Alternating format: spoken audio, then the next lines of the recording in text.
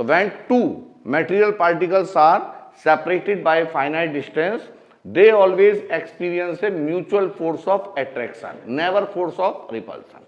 ठीक है, force of repulsion नहीं होता किसके अंदर, ग्रेविटेशन के अंदर.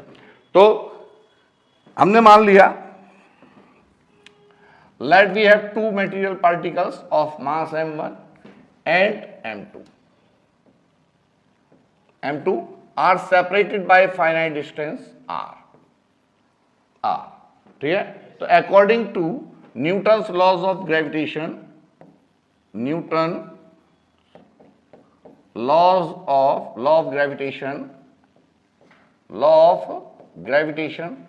क्या होगा बेटे, they will experience a force of attraction. Means ये इसको अपनी ओर आकर्षित करेगा और ये इसको अपनी ओर आकर्षित करेगा.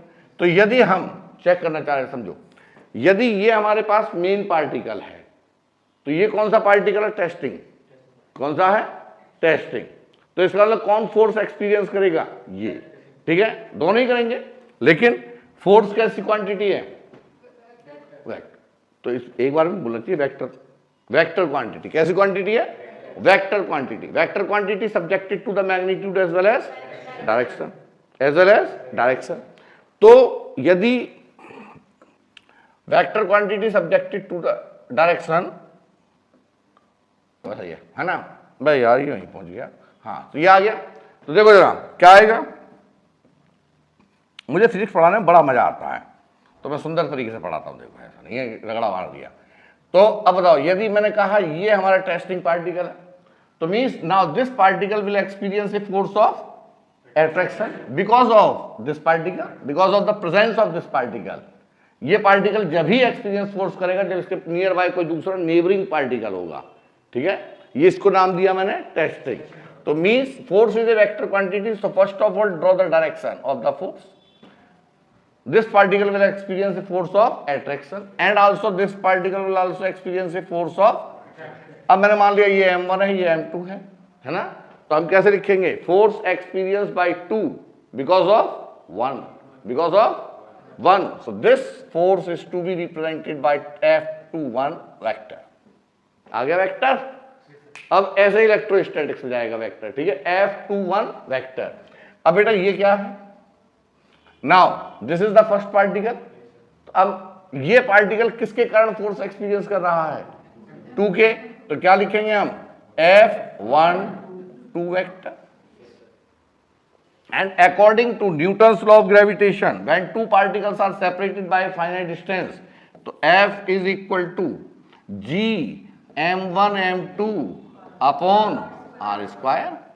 पहले मैं रिवाइज करा दूं, m1 m2 upon r square. तो बेटा where g is the gravitational constant. g क्या है हमारा, gravitational constant, and the value of g 6.67 into 10 to the power -11. ये सारी चीजें याद होनी चाहिए. g is equal to 6.67 into 10 to the power of -11.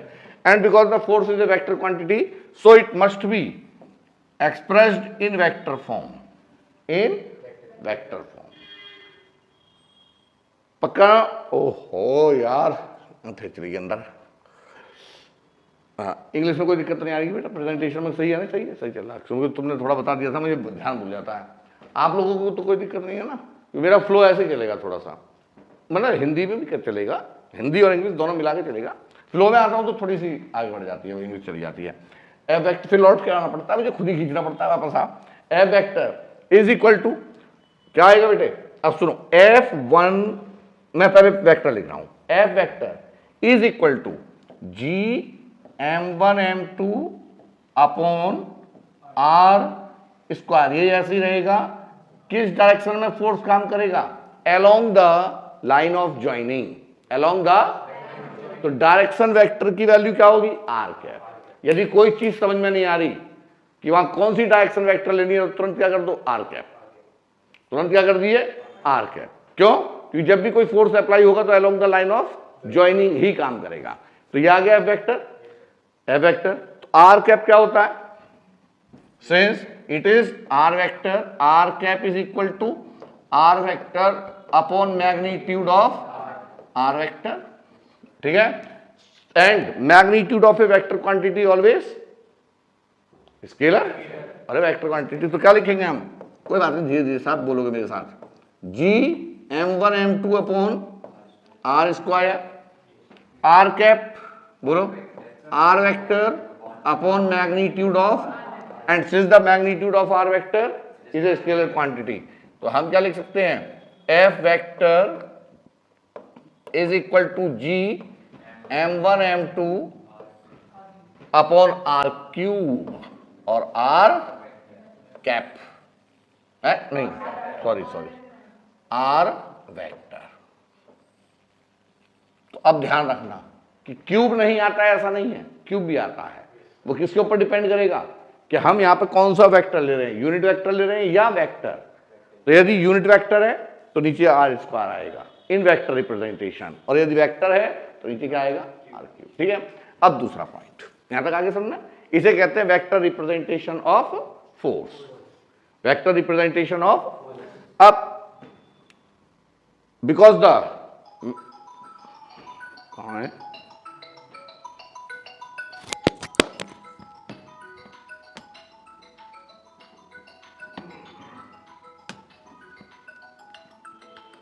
Hello जी जी नमस्कार, हाँ हाँ हाँ हाँ चल दो, सारी स्टार्ट हो गई, टेंथ की बायोलॉजी मैथमेटिक्स, ठीक है काम गया।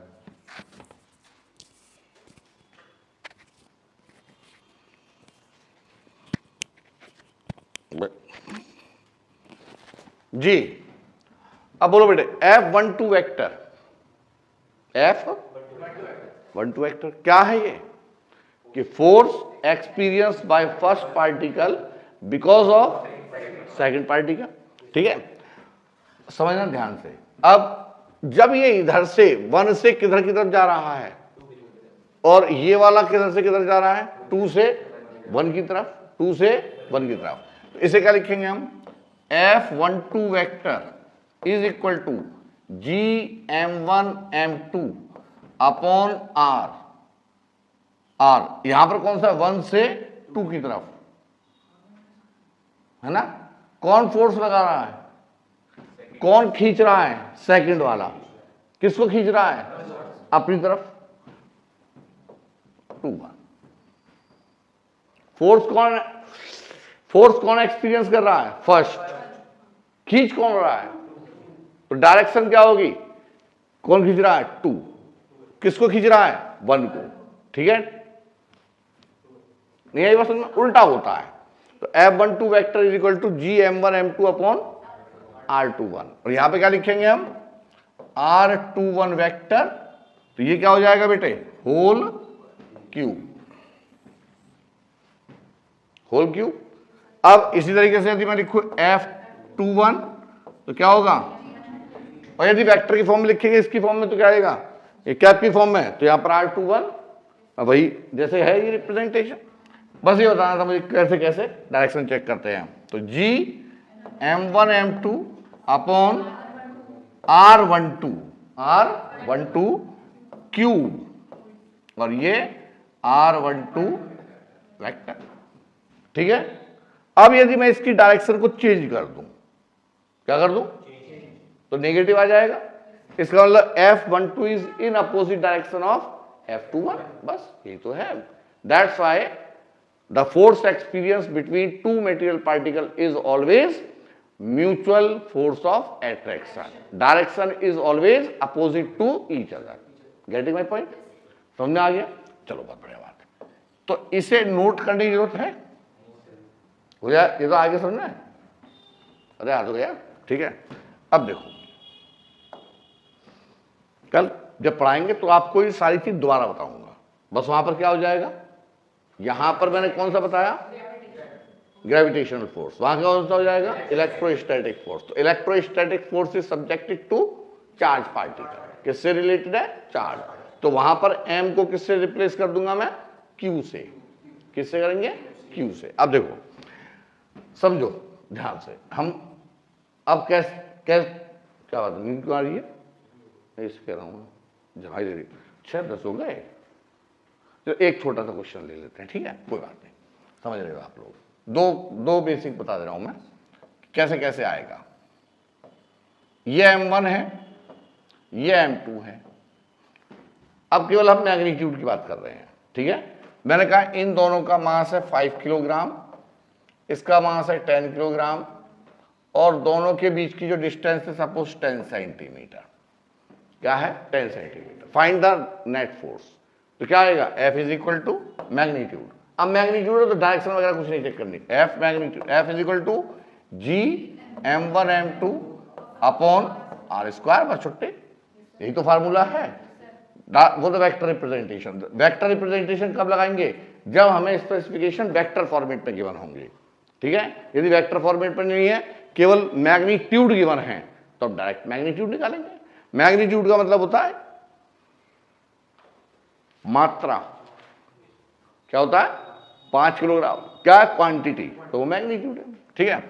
F तो वैल्यू पुट कर देंगे, आंसर आ जाएगा। डन, ठीक। अब देखो, मैंने कहा ये ट्राइंगल है बेटे, लेट यहां पर कितने किलोग्राम का मास है? 5। यहां कितने किलोग्राम का मास है? 10। यहां कितने किलोग्राम का मास है? 5 किलोग्राम, ठीक है। Now find the net force experience by the 10 kilogram. Find the, और ये कैसे है हमारे? Equilateral triangle, 60 60 60।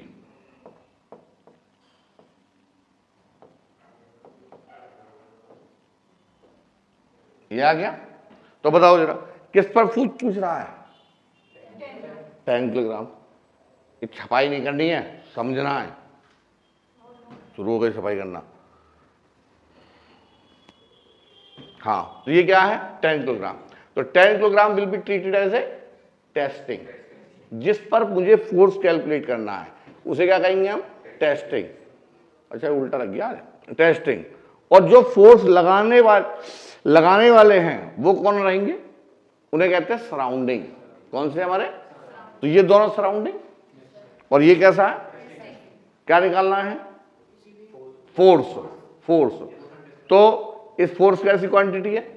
Vector. Vector quantity subjected to direction. तो फर्स्ट ऑफ ऑल जब भी बात करेंगे हम इलेक्ट्रोस्टैटिक फोर्स की बात करें, इलेक्ट्रिक फील्ड की बात करें, या मैग्नेटोस्टैटिक फोर्स की बात करें, मैग्नेटिक फील्ड की बात करें, या हम ग्रेविटेशनल फोर्स की बात करें, ग्रेविटेशनल फील्ड की बात करें, जो भी वेक्टर क्वांटिटी है, तो उसमें सबसे पहले डायरेक्शन चेक करूंगा।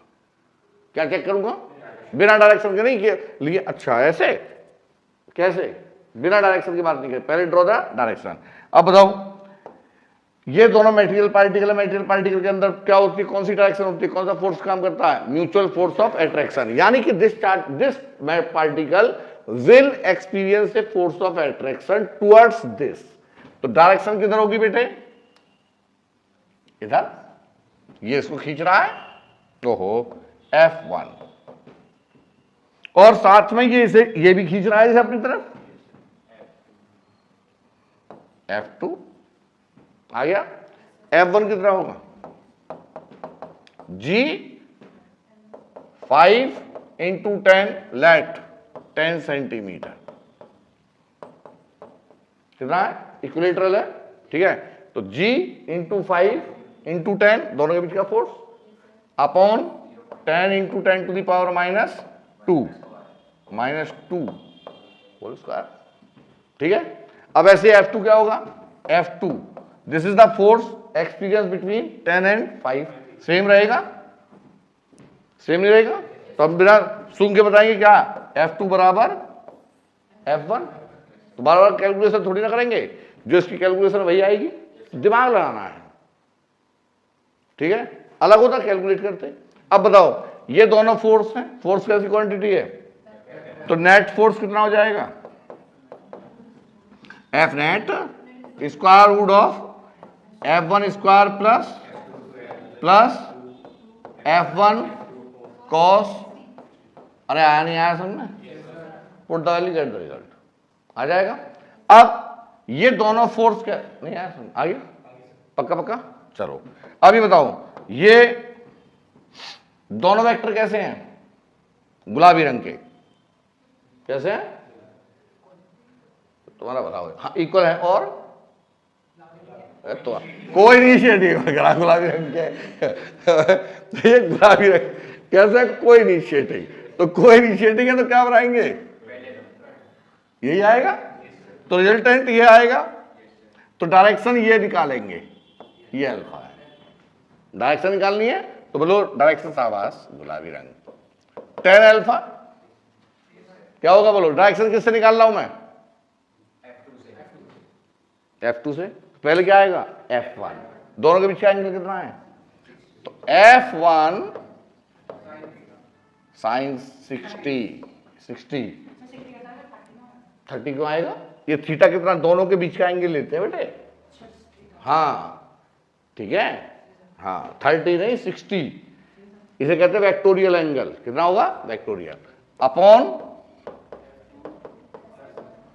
हाँ बस हो गया सॉल्व। तो क्या ऐसे क्वेश्चन आ जाए तुम्हारे पास, सुन के सॉल्व हो जाएंगे कि नहीं होंगे?